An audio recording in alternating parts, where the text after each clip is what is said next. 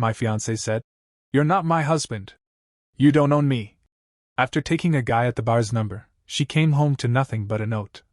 You don't own my paycheck. Throwaway because some friends know my main.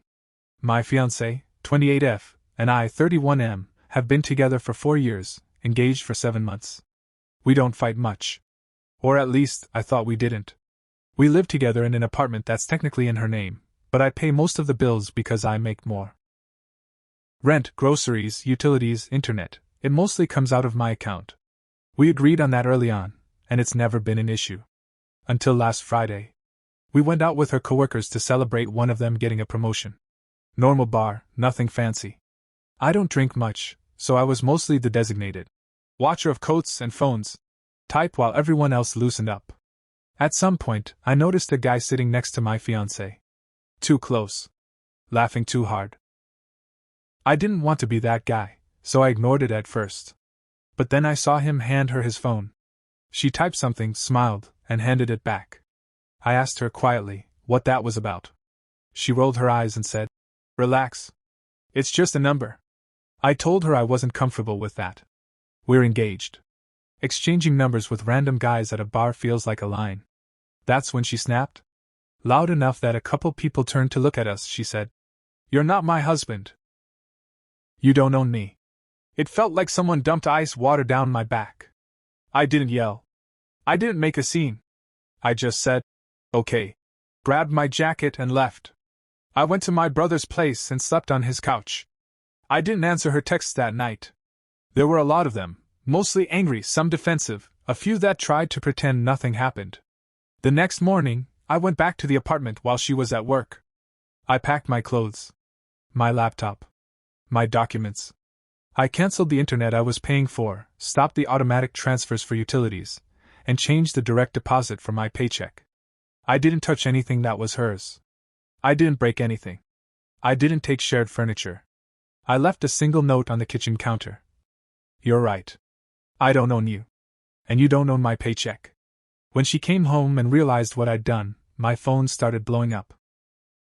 And that's where things really started to get messy. By the time I finished my shift that day, I had 27 missed calls and more texts than I bothered to count. They weren't "I'm sorry" texts. They were furious ones. You can't just abandon me like this. This is financial abuse. So you're punishing me now? Answer your phone. I didn't reply. Not yet. Instead, I went back to my brother's place and asked him, very calmly, if I could stay longer than planned. He didn't even hesitate. Just said, Yeah, man.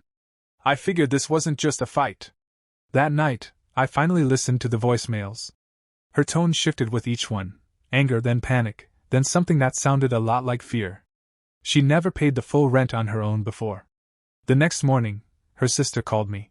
We've always gotten along, so I answered. She didn't yell. She sighed and said, What did you do?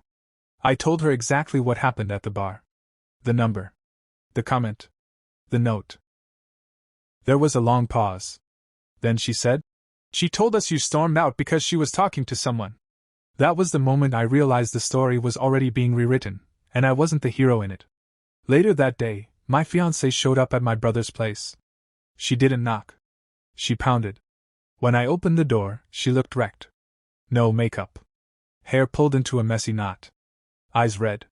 She pushed past me and started crying in the living room, saying she didn't mean it.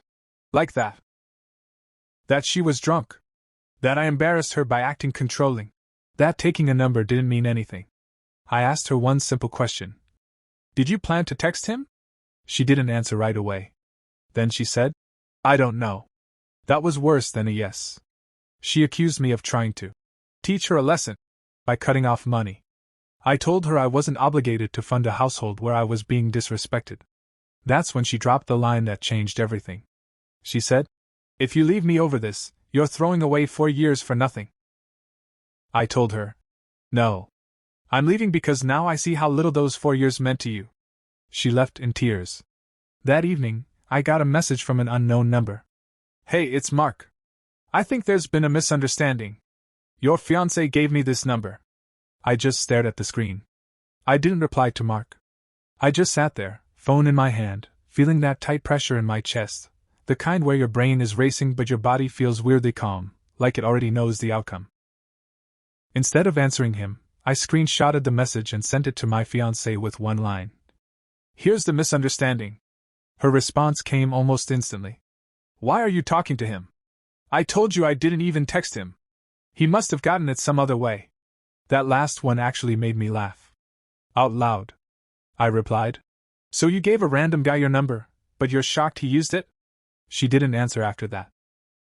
The next day, she posted a vague quote on Instagram about men who try to control independent women with money. Mutual friends started watching my stories. A couple unfollowed me. One messaged me to ask if I was okay, but the tone felt more like curiosity than concern. Then came her mom. Her mother called me crying, asking how I could do this to her daughter, how rent was due in a week, how engagements are about compromise. I told her I agreed. Compromise requires respect from both sides. She said something I won't forget. "She didn't cheat. You're acting like she did." I answered. "No. I'm acting like someone who just found out how replaceable he is." That night, my fiancée came back again. This time calmer. Controlled. She sat across from me at the kitchen table like we were in a mediation session. She offered rules. No more going out without each other. Full access to phones. Couples counseling. Then she added, very casually, "And once things settle, we can talk about you helping again until I get back on my feet." That was it. I told her I didn't want a relationship built on surveillance and financial leverage. I wanted a partner who wanted me, not my stability. She got quiet, then cold. She said, "So that's it? You're really leaving me broke?" I said, "No. I'm leaving you single." 2 days later, I got a notification from my bank.